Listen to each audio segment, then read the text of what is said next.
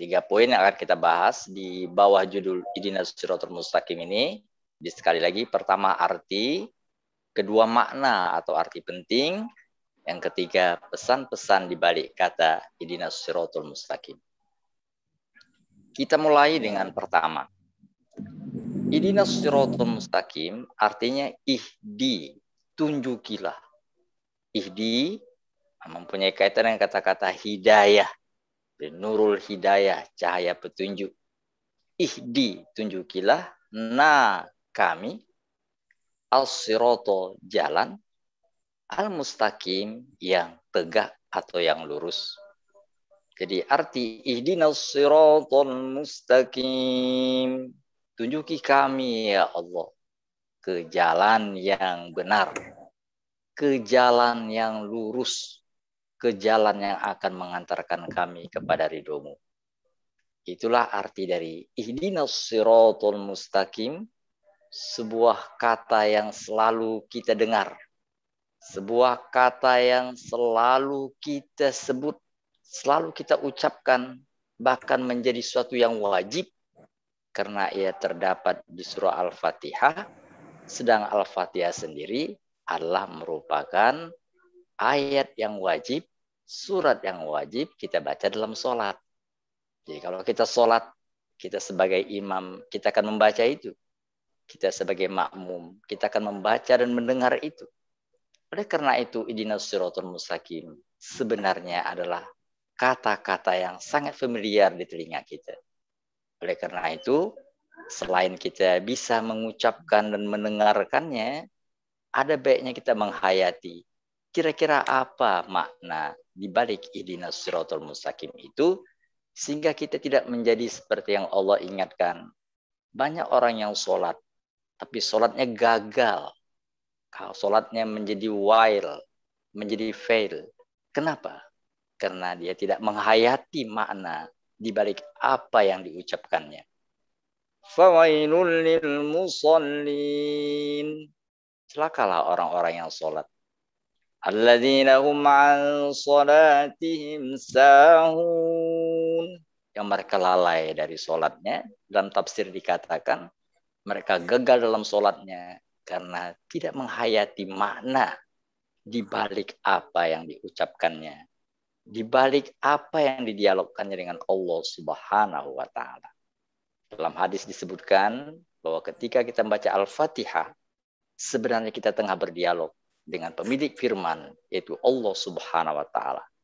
Alangkah naifnya bila kita sering membaca kata-kata kepada penurun firman, yaitu Allah, tapi kita tidak menghayati mana apa yang kita ucapkan dalam dialog itu. Oleh karena itu, arti penting dari ihdinas siratal mustaqim itu adalah menyadarkan kita perlunya menghayati kata-kata yang kita ucapkan dalam dialog kita kepada Allah Subhanahu wa Ta'ala. Jadi sekali lagi, ihdinas siratal mustaqim artinya tunjukilah kami ya Allah ke jalan yang benar, ke jalan yang lurus.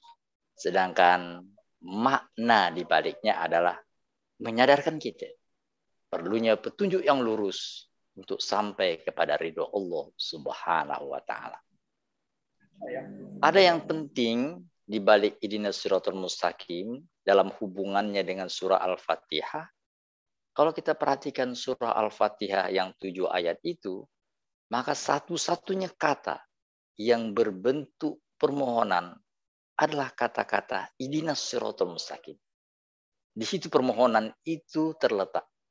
Kalau bismillahirrahmanirrahim itu pernyataan. Alhamdulillahirabbil alamin, pernyataan. Ar-Rahmanir-Rahim, pernyataan. Tapi kalau ihdinas siratal mustaqim, permohonan. Oleh karena itu, dibandingkan dengan ayat-ayat yang lain, ihdinas siratal mustaqim mempunyai arti penting karena kita memohon. Kita sedang meminta kepada Allah Subhanahu wa Ta'ala. Jadi kunci dari dialog kita adalah permohonan. Kita mohon kepada Allah agar ditunjukkan jalan yang benar dalam hidup ini. Sirat itu artinya jalan, tapi tidak berarti jalan raya. Dia bukan street, dia bukan road, dia mengarah kepada way, the way of life, jalan hidup yang benar untuk sampai kepada Allah Subhanahu wa taala. Dalam hidup ini banyak orang yang menjalaninya dengan berbagai hal, dengan berbagai gaya. Banyak the way of life, cara hidup seseorang.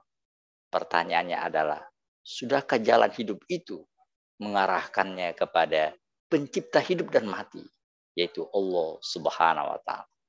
Jadi sekali lagi, ihdinas siratal mustaqim mempunyai makna penting, yaitu kita mohon kepada Allah agar hidup kita tidak sia-sia, agar hidup kita ini adalah merupakan medium kita, merupakan sarana kita untuk sampai kepada pencipta kita, yaitu Allah Subhanahu wa taala. Itulah dia makna atau arti penting di balik kata ihdinas siratal mustaqim, yaitu menyadarkan kita perlunya petunjuk yang jelas, perlunya jalan hidup yang jelas, agar kita dapat menjalani hidup dengan baik sampai kepada pencipta, mendapatkan ridhonya. Seperti undangan Allah pada surat Al-Fajr, ya ayyatuhan nafsul mutmainnah irji'i ila rabbiki radiyatan mardiyah fadkhuli fi ibadi wadkhuli jannati. Wahai jiwa yang tenang. Kenapa jiwanya tenang? Karena telah mendapatkan siratal mustaqim, jalan yang jelas, the map, peta petunjuk yang jelas. Hatinya tentram. Seperti kita ingin pergi satu tempat, kita merasa aman karena petunjuk ke sana sudah jelas. Ihdinas siratal mustaqim, tunjuki kami jalan yang lurus. Nah, itu memberikan arti penting kepada kita bahwa Allah mengundang kita dan kita tentram karena petunjuknya telah kita pegang. Irji'i ila rabbiki radiyatan mardiyah. Kembalilah kepada Tuhanmu, menegaskan kepada kita bahwa hakikat hidup kita ini sebenarnya adalah sedang berjalan menuju Allah Subhanahu wa taala untuk berada dalam kehidupan yang lebih luas, yang lebih nyaman, yang lebih indah dari kehidupan dunia ini. Akhirnya sampailah kita pada pembahasan yang ketiga setelah arti kita uraikan, setelah arti penting atau makna kita dapatkan, mari kita fokus kepada pesan apa kiranya yang ada di balik kata-kata ihdinas siratal mustaqim. Bagaimana kita menghayati ihdinas siratal mustaqim? Jadi di balik kata-kata ihdinas siratal mustaqim itu ada setidaknya 3 pesan penting. Bagaimana supaya hidup kita ini jelas? Bagaimana agar hidup kita itu jelas menuju Allah Subhanahu wa taala. Pesan-pesan dari ihdinas siratal mustaqim ini akan kita ambil dari surat Al-Fatihah sendiri. Jadi Al-Fatihah itu yang 7 ayat mengandung pesan-pesan yang terkonsentrasi kepada ihdinas siratal mustaqim. Bagaimana mendapatkan atau bagaimana berada di jalan yang lurus itu. Bagaimana agar hidup kita lurus, jelas, benar menuju Allah, maka pesan pertama adalah lakukan kebaikan dengan niat yang tulus. Itu yang pertama.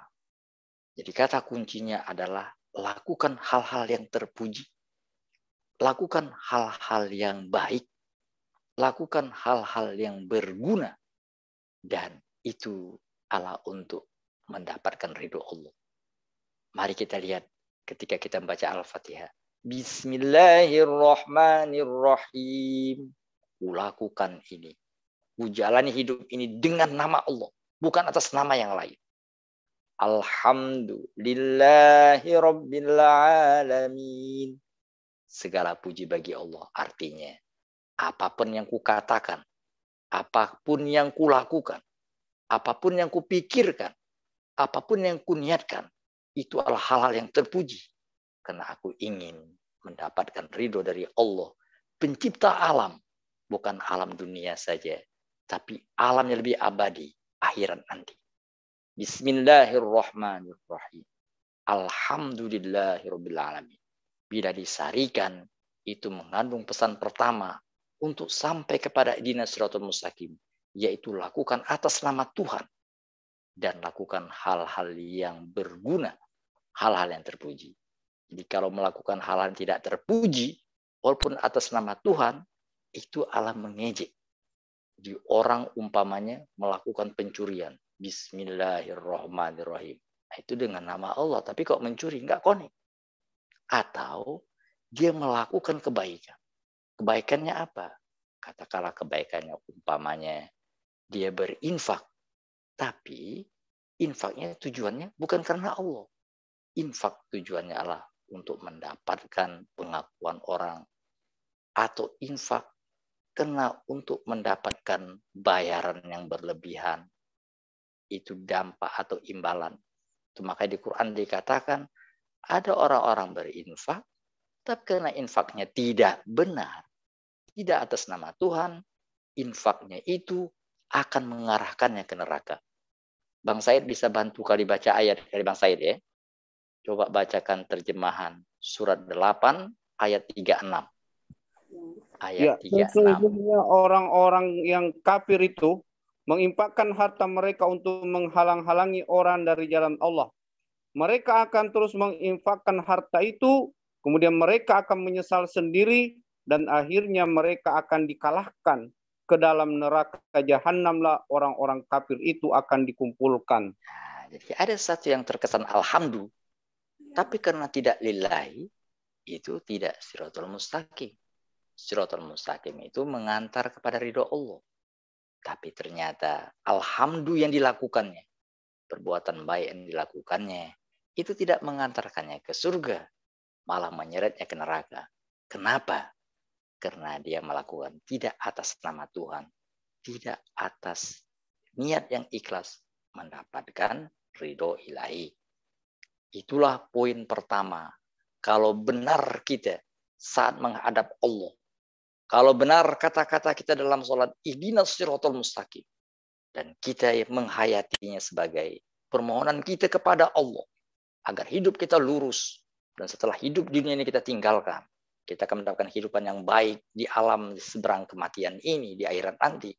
Bila kita ingin mendapatkan itu, pastikan bahwa apapun yang kita lakukan, segala aktivitas kita, ucapan, tindakan, pikiran, dan niat, itu pastikan hal-hal yang terpuji dan kita niatkan untuk mendapatkan ridho ilahi.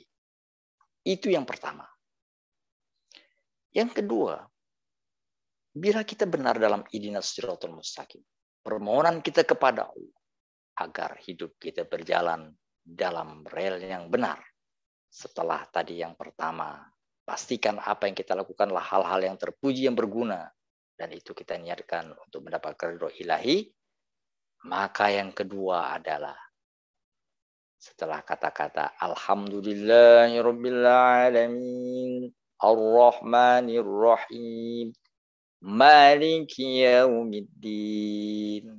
Pesan kedua terdapat di balik kata-kata Maliki Yaumiddin, yang diartikan Maliki Yaumiddin, Raja atau Tuhan yang menguasai hari pembalasan. Ad-din itu artinya pembalasan. Ad-din juga berarti agama.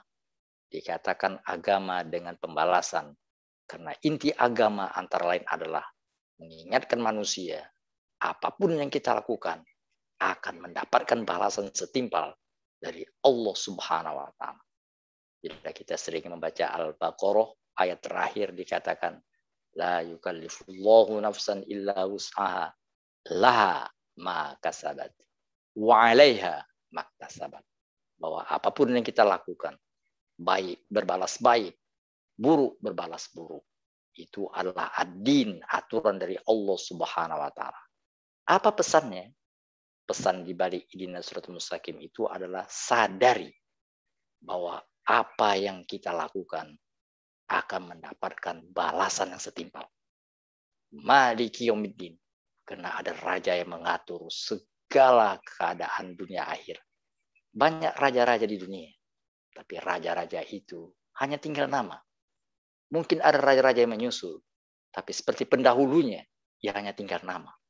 Raja di balik raja, hakim di balik hakim adalah Allah Subhanahu wa taala. Alaihissallahu biahkamil hakimin. Bukankah Allah hakim dari segala hakim? Limanil mulkul yaum.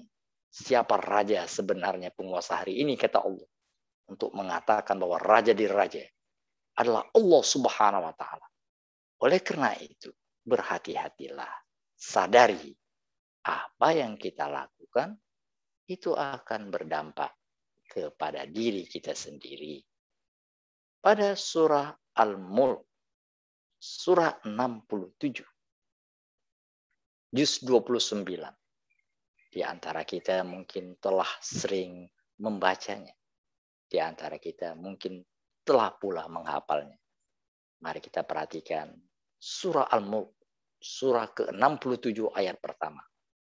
Tabarakalladzi biyadihil mulk wa huwa ala kulli syai'in qadir. Alladzi khalaqal mauta wal hayata liyabluwakum ayyukum ahsanu amala wa huwal azizul ghafur. Silakan.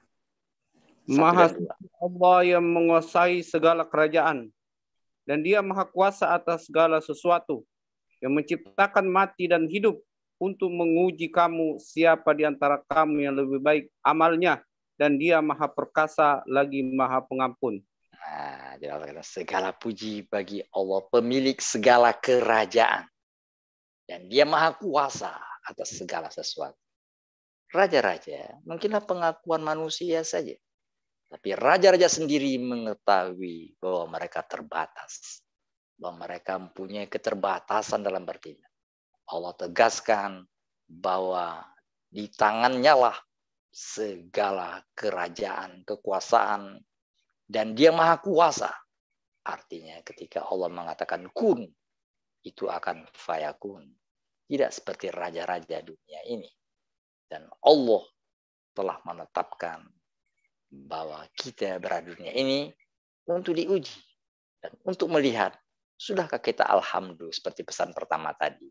Dan bila kita berniat atau terniat atau dipengaruhi oleh iblis, oleh setan untuk melakukan keburukan, ingat bahwa keburukan mungkin tidak diketahui orang lain, tapi ada mata yang melihat, mata ilahi, ada malaikat yang mencatat, yang menulis segala yang kita lakukan.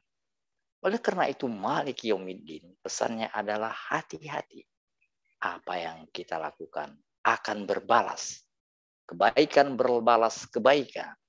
Keburukan berbalas keburukan. Nah, itulah yang tadi makanya Rasulullah merekomendasikan sebelum tidur coba baca 2 ayat terakhir di Al-Baqarah 285, 286. Tadi telah kita bacakan sedikit. Mungkin Bang Said bisa baca terjemahan utuh dari Al-Baqarah ayat terakhir itu yang menegaskan bahwa manusia itu akan menerima risiko dari apa yang diperbuatnya. Kita bebas memilih aksi, tapi kita tidak bebas memilih reaksi. Kita bebas melakukan apa yang kita inginkan, tapi risiko itu akan ikut beserta dengan apa yang kita lakukan. Kita bebas melakukan aksi, tapi reaksi dari apa yang kita lakukan harus kita tanggung sendiri. Dia mungkin tidak berbalas di dunia ini, tapi ada hukuman dan sidang pengadilan yang menanti di akhirat nanti. Mas Said baca ayat terakhir Al-Baqarah. Ya, Allah tidak membebani seseorang melainkan sesuai dengan kesanggupannya. Dia mendapat pahala dari kebajikan yang dikerjakannya, dan Dia akan mendapat siksa dari kejahatan yang diperbuatnya. Mereka berdoa, ya Tuhan kami, janganlah Engkau hukum kami jika kami lupa atau kami melakukan kesalahan. Ya Tuhan kami, janganlah Engkau bebani kami dengan beban yang berat sebagaimana Engkau bebankan kepada orang-orang sebelum kami. Ya Tuhan kami, janganlah Engkau pikulkan kepada kami apa yang tidak sanggup kami memikulnya. Maafkanlah kami, ampunilah kami dan rahmatilah kami, Engkaulah pelindung kami, maka tolonglah kami menghadapi orang-orang kafir. Nah, inti ayat itu adalah menyadarkan kita sebelum tidur bahwa apa yang kita lakukan itu akan berbalas. Oleh karena itu mumpung kita masih tidur belum mati, sadari itu dan mohon kepada Allah bahwa apa yang telah kita lakukan, kesalahan kita lakukan karena Allah tidak sengaja, janganlah Allah hukum kita. Dan seandainya telah berlalu, telah kita lakukan, kesalahan-kesalahan masa telah kita lakukan, mohonlah kepada Allah agar kita diberi ampunan. Dan Allah Maha Pengampun. Seperti Rasulullah katakan, siapapun membaca dengan tulus 2 ayat itu, dia akan mendapatkan ampunan dari Allah Subhanahu wa Ta'ala. Itulah pesan kedua dari Ihdinas Shiratal Mustaqim. Tunjuki kami ya Allah jalan yang lurus. Itulah pesan yang terakhir di balik kata-kata Ihdinas Shiratal Mustaqim yang kita dialogkan kepada Allah itu, setelah pertama tadi lakukan hal-hal yang baik, yang terpuji untuk mendapatkan ridho ilahi. Yang kedua, hati-hati. Apa yang kita lakukan akan berdampak kepada diri kita sendiri. Maka pesan yang ketiga adalah pelajari petunjuk hidup yang diberikan Allah. The guidance of life. Allah berikan kita petunjuk. Allah mengundang kita ke surga. Tapi tidak membiarkan kita mencari jalan sendiri. Allah undang kita ke surga. Dan diberi jalan untuk itu. Jadi sekali lagi Allah mengundang kita ke surga. Mengundang. Allah mengundang kita ke surga. Dan Allah sebagai pengundang memberikan map untuk kita. Ada petanya. Allah katakan siapa yang mau silakan. Tapi kalau nggak mau, terima resikonya. Jadi Allah sekali lagi di balik kata-kata Ihdinas Shiratal Mustaqim itu menyadarkan kita. Pesan yang ketiga mengingatkan kita bahwa pelajari, kamu sudah minta petunjuk yang lurus. Ini petunjuk yang lurus. Pelajari Al-Quran dengan baik. Karena Al-Quran itulah petunjuk Shiratal Mustaqim. Mari kita lihat undangan Allah kepada kita sekaligus map peta untuk sampai ke sana melalui surat 10 ayat 25. 10 surat Yunus ya. Wallahu yad'u ila daris salam wa yahdi man yasha'u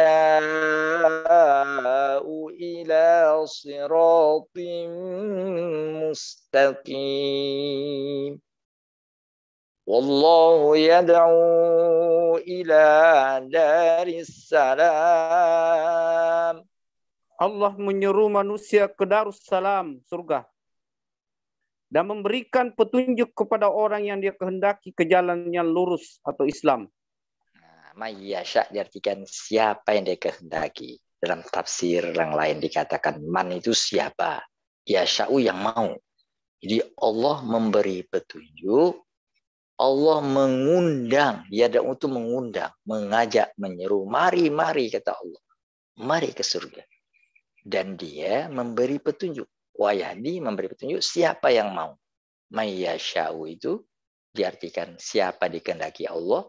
Tapi kalau menurut grammar, menurut kaidah bahasa Arab, man itu siapa, yasha yang mau. Bisa kembali kepada orang itu sendiri, bukan kepada Allah. Jadi Allah mengajak orang ke surga. Memberi petunjuk siapa yang mau. Kenapa diartikan siapa yang mau? Karena ayat lain mengatakan Allah nggak maksa. Silakan aja. Kalau mau, dia akan sampai ke surga. Siapa nggak mau, ya berarti jalannya nggak benar. Nyolongnya ke pintu sebelah. Ke pintu neraka. Jadi arti bahwa Allah mengajak manusia ke surga. Dan memberi petunjuk siapa yang mau. Tanpa paksaan. Ditegaskan di surat 18 ayat 29. Surat 18. Satu surat yang direkomendasikan Nabi dibaca setiap hari Jumat atau malamnya. Nah, itu surah Al-Kahfi ayat 29 mengatakan wa qulil haqqu mir rabbikum faman syaa'a falyu'min. Silakan. Dan katakanlah Muhammad, kebenaran itu datangnya dari Tuhanmu. Barang siapa menghendaki beriman, hendaklah dia beriman. Dan barang siapa menghendaki kafir, biarlah dia kafir. Sesungguhnya kami telah menyediakan neraka bagi orang-orang zalim yang gejolaknya mengepung mereka. Jika mereka meminta pertolongan minum, mereka akan diberi air seperti besi yang mendidih yang menghanguskan wajah. Itulah minuman yang paling buruk dan tempat istirahat yang paling buruk. Nah, katakan kebenaran telah datang dari Tuhan. Jalan yang benar. Bagaimana kita kepulang kepada pencipta kita? Bagaimana kita kembali kepada Tuhan kita? Bagaimana kita mendapatkan tempat yang baik di sisinya? Allah sudah tunjukkan. Ini jalan yang benar. Wakul, katakan Muhammad, al-haqqu min rabbikum. Sudah ada petunjuk yang benar. Ini jelas petunjuknya. Dalam Al-Quran itu dijelaskan. Siapa yang mau ikut petunjuk, silakan. Siapa yang nggak mau ikut petunjuk, ya silakan juga. Tapi ingat pesan kedua tadi. Bahwa apapun yang kita lakukan mempunyai resiko. Orang yang memilih jalan yang salah, tidak siratul mustaqim, tidak mempelajari petunjuk dengan baik, tidak mempelajari Al-Quran, dia akan berakhir dengan neraka. Na'udzubillah min dzalik. Tapi siapa yang melakukan petunjuk dengan baik, beriman dan beramal soleh, artinya mempelajari petunjuk itu dengan baik, itu kan sampai kepada apa?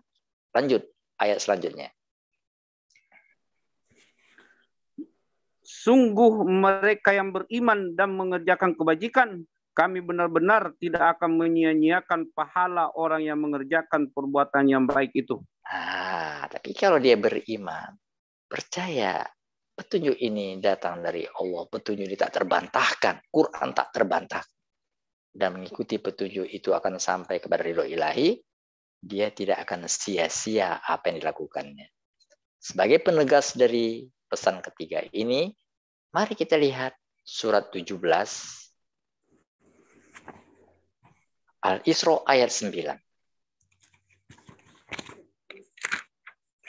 Inna hadzal Qur'ana yahdi lillati hiya aqwam wa yubashshirul mu'minina alladzina ya'maluna as-salihati anna lahum ajran kabira. Sungguh Al-Quran ini memberi petunjuk ke jalan yang paling lurus dan memberi kabar gembira kepada orang mukmin yang mengerjakan kebajikan bahwa mereka akan mendapat pahala yang besar. Nah, jadi mungkin ada yang menawarkan petunjuk kehidupan Anda, tapi petunjuk yang akurat untuk kehidupan yang ada, yang menanti di balik kehidupan dunia ini, itu diberikan oleh Allah, pemilik langit dan bumi, pemilik dunia dan akhirat. Oleh karena itu yang akurat, petunjuk yang benar itulah Al-Quran. Dan orang-orang yang melaksanakan petunjuk itu ibarat peta, peta sudah dibaca, tapi peta bukan sekedar dibaca, dia harus dipahami untuk diikuti. Oleh karena itu orang-orang yang hanya percaya kepada peta, tidak menjalaninya, atau dia tidak percaya ada kehidupan menanti di sana, ya dia nggak mendapatkan apa yang dijanjikan tadi. Karena intinya bukan sekedar memahami, tapi menjalankan apa yang dikatakan di petunjuk itu. Seperti dikatakan di ayat 10-nya, lanjut. Dan bahwa orang yang tidak beriman kepada kehidupan akhirat, kami sediakan bagi mereka azab yang pedih. Ya, nggak percaya ada akhirat. Jadi mungkin nerima Al-Quran. Ini mengasihkan peta ini. Dipelajari petanya. Tapi sekedar dipelajari, tidak dilaksanakan. Itu orang sebut dikatakan dengan orang-orang yang maghdubi alaihim. Orang-orang dimurkai. Kenapa hanya dipelajari saja? Kenapa tidak dijalani? Padahal tujuan peta diberikan agar sampai ke tujuan. Atau dolin. Tidak peduli sama peta. Apaan itu peta? Dibiarkan saja. Sedangkan orang yang punya peta saja bisa sesat. Apalagi mengabaikan peta. Bagaimana dia sampai ke tujuan? Itulah makanya setelah ihdinas siratal mustaqim, itu ayat itu diakhiri dengan surat apa tidak diakhiri dengan ghairil maghdubi. Bukan orang dimurkai. Karena dia tahu ada petunjuk untuk sampai kepada Allah. Tapi petunjuk itu hanya sekedar dipelajari. Tapi tidak untuk dilaksanakan. Atau menjadi orang yang bolin, orang yang bol, orang yang sesat. karena tidak peduli sama sekali dengan petunjuk ilahi. Sedangkan orang-orang yang menjalani hidupnya dengan siratal mustaqim, maka dia akan mendapatkan janji dari Allah. Seperti dikatakan di ayat terakhir, baca Al-Fatihah ayat terakhir terjemahannya.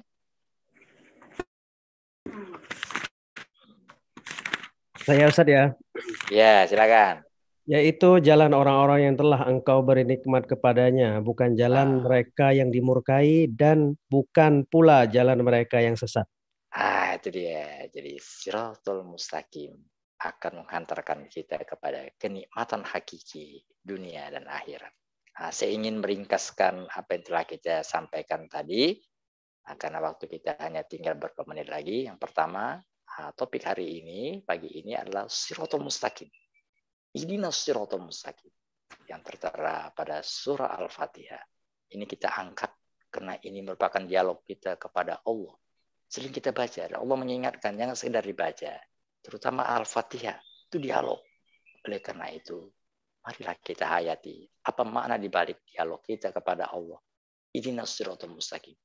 Tunjuki kami jalan lurus itu maknanya apa? Itu pesannya apa?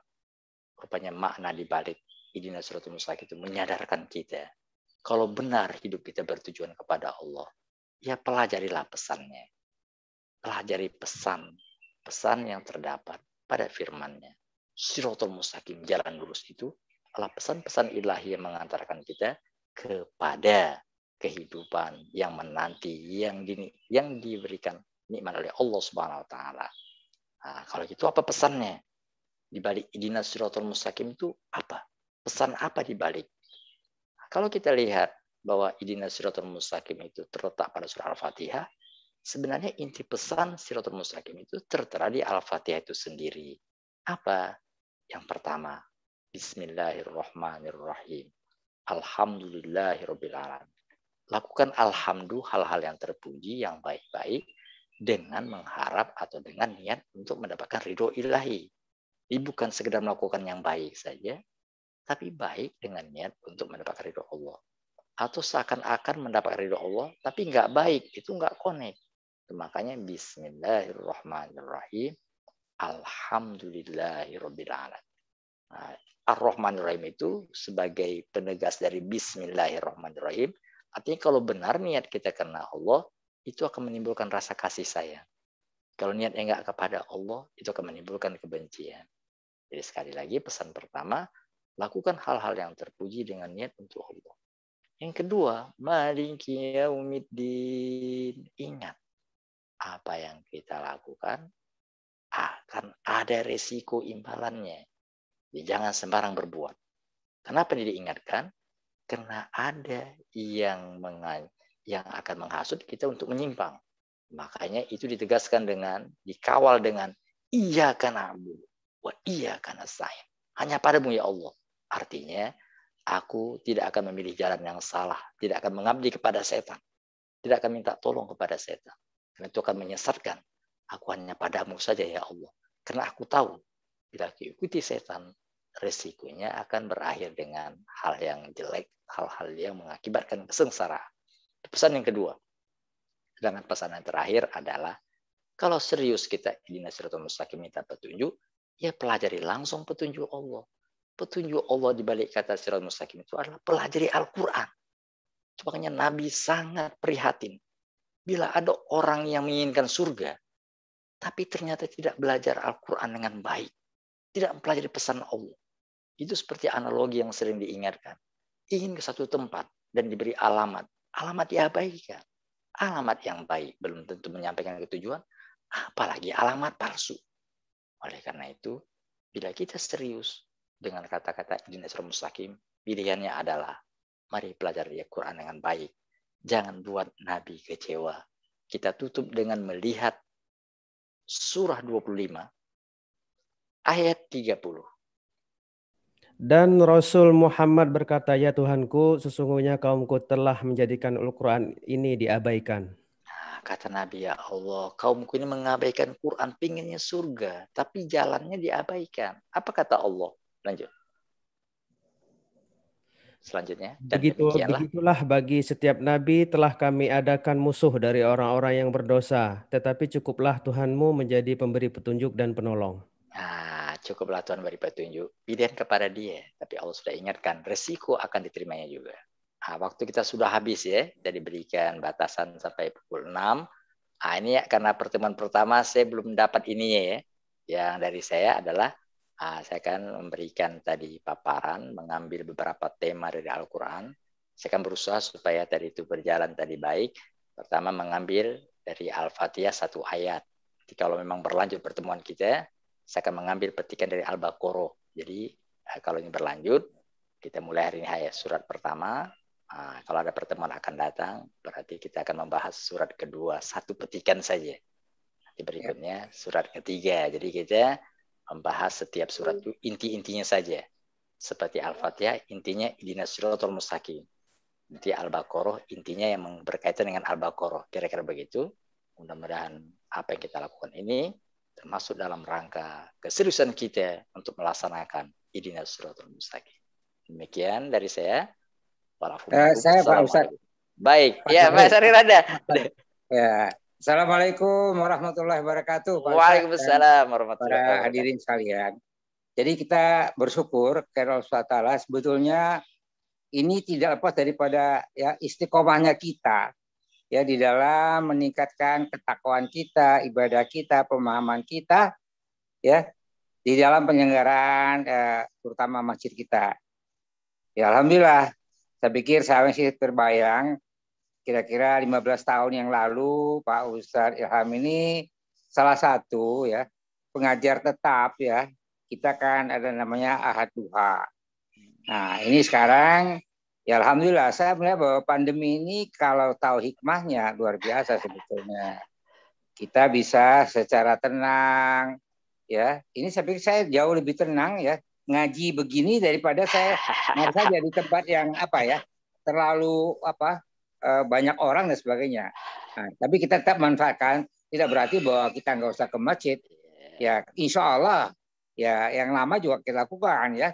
Yang paling top itu kan ketika Ustadz Somad itu datang ya ribuan orang. Itu semangatnya memang semangat ukhuwah. Tapi kalau kajian-kajian lebih mendalam, justru inilah mengapa tahfiz itu diadakan tempatnya tersendiri di pegunungan atau di tempat-tempat sepi ya, karena lebih khusyuk saja. Jadi pertama saya mengimbau pada kita semua dan terutama pada Pak Ustadz bahwa ini jalan Pak, karena masjid kita ini ya tentunya sampai akhir zaman kita akan laksanakan ini dan harus berlanjut. Bagi saya sering katakan bahwa kita nggak pernah pensiun ya dari kegiatan dakwah ini. Jadi sekali lagi tinggal kita atur aja Pak. Jadi saya melihat bahwa ada beberapa yang penting adalah adanya peningkatan. Pertama takwa kita. Dan untuk ini juga saya sebagai penanggung jawab di masjid ini memperhatikan beberapa hal. Saya tadi evaluasi terus Pak. Ya contohnya saja banyak yang harus kita perbaiki lah. Saya pikir bukan di sini saya ngomong. Jadi insya Allah. Dan saya berharap ya kalau dilihat dari senioritas, pengalaman, saya berharap banyak sebetulnya keterlibatan Pak Ustadz di sini untuk memberikan satu ya katakanlah perencanaan yang ke depan seperti apa gitu ya. Jadi IT-nya kita akan terus tingkatkan Pak. Jadi investasi kita di IT. Jadi memang banyak sebenarnya. Saya pikir saya kalau udah bicara detail Pak, saya memang orangnya saya Pak ya. Jadi insya Allah akan saya lengkapi sepenuhnya dan kita pakai tentunya IT yang terbaik ya insya Allah ya. Jadi ini terima kasih. Kita punya sebenarnya potensi untuk itu. Dan saya berharap bahwa kajian ini bukan hanya kita. Tadi saya lihat ada yang dari Port ya. Nah, kalau yang lain itu kita lihat juga banyak yang juga dari Bekasi ya, dari Banten segala macam. Berarti ini menjadi global. Jadi katakan paling nggak nasional ya. Jadi sekali lagi bahwa saya terus saja kalau dengar Pak Ustadz ngaji itu saya biasanya membawa satu istilahnya bingkisan yang udah bisa saya bawa gitu ya. Jadi nggak usah repot saya gitu ya. Kan ada ini kita misalnya bawa katakanlah bingkisan yang atau katakanlah sesuatu yang kita bawa tapi masih berserakan gitu, kita kan nyimpen sendiri. Kalau ini saya pikir kalau orangnya paham ini sebetulnya luar biasa ya. Mestinya nggak ada yang terlalu dipertanyakan ya, karena ini semua mendasar. Jadi sekali lagi terima kasih Pak Ustadz. Nanti saya akan bicarakan Pak Ustadz. Ini mungkin juga kalau saya sih inginnya itu ada jadwal yang pas ya. Jadi kita karena juga kita misalnya hadis segala macam seperti yang lalu ya kita akan lakukan, dan juga tentunya pengajian tentang fikih dan sebagainya. Jadi bukan juga muamalah dan sebagainya. Jadi ini bagian daripada katakanlah kerangka untuk studi Islam, Pak. Jadi kita kan mengatakan bahwa ini masjid kita akan transformasi menjadi Islamic Center. Amin. Ya, jadi insya Allah. Dan kita punya potensi untuk itu, Pak.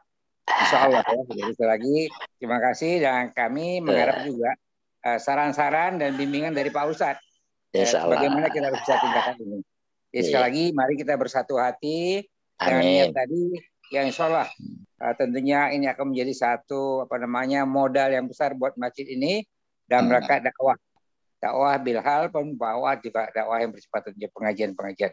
Demikian dari kami. Jadi sekali lagi terima kasih dan kita dukung semua dan berdoa semoga ini kita sehat dan dengan lancar bisa mengikuti pengajian ini dari waktu ke waktu. Amin. Terima kasih. Wabillahi taufiq wal hidayah. Assalamualaikum warahmatullahi wabarakatuh. Waalaikumsalam warahmatullahi wabarakatuh. Saya bisa pamit sekarang, Pak? Udah bisa pamit sekarang? Pak. Ya. Terima kasih. Saya pamit, Pak ya. Terima kasih kepada semua. Alhamdulillah kami sampaikan kepada Abang Da Ilham bin Qasim, juga para jamaah sekalian, terima kasih atas partisipasinya. Tentunya pengajian seperti ini sangat kita rindukan. Tentu perlu keseriusan kita untuk mengaji insya Allah. Mungkin jadwal berikutnya kami akan share kembali. Terima kasih kepada sahabat-sahabat. Kita tutup dengan ucapan Subhanakallahumma bihamdika asyhadu an la ilaha illa anta astaghfiruka wa atubu ilaik. Assalamualaikum warahmatullahi wabarakatuh.